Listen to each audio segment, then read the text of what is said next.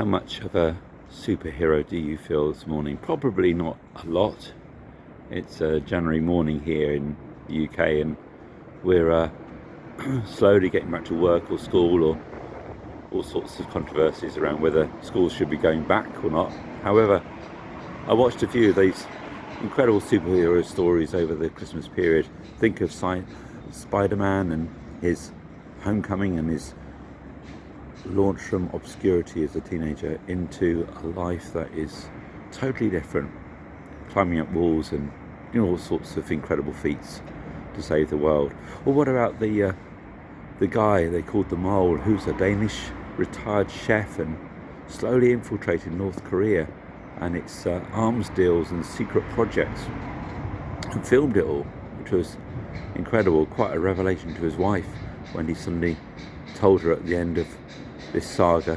Or what about the story of the way in which the girls are plucked from obscurity as a department store clothes retail person who's just kind of living a very ordinary, nondescript life, and then she gets pulled into saving the world with Doctor Who, and Billie Piper slowly gets drawn into this world and finds herself off in the TARDIS, going around into different times and different universes. So of course we can't always have those kind of experiences necessarily. I guess none of us will probably fit into any of those categories, but you know, Jesus has a purpose for our life, a purpose even on a rather cold January morning, even on a rather nondescript day, even if your life doesn't feel like it's going somewhere exciting right now.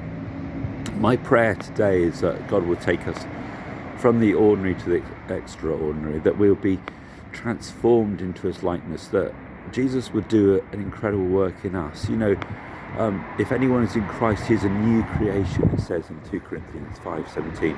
If we begin to allow him to take hold of our lives and transform us, you know, we can step from the ordinary and mundane into the extraordinary. May God use us to do great exploits.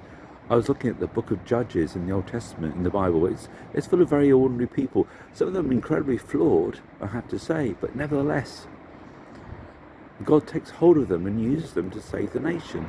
And some of them are really unlikely characters.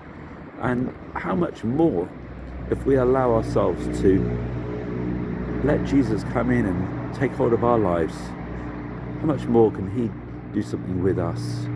The gallery of people with faith in Hebrews 11 in the New Testament tells us of very ordinary people who saw something more than the ordinary. And God took hold of their lives and used them greatly. Abraham was a friend of God.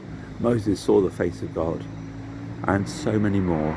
They saw an eternal perspective, and I pray that we would in a fresh way see an eternal perspective this morning, today, that God would take us, that he would organise our lives in such a way that as we walk in obedience to him, ordinary days will be transformed into extraordinary ones. So I pray that for you and for myself and for all those who are watching it, that we would find our lives transformed from the ordinary into the extraordinary.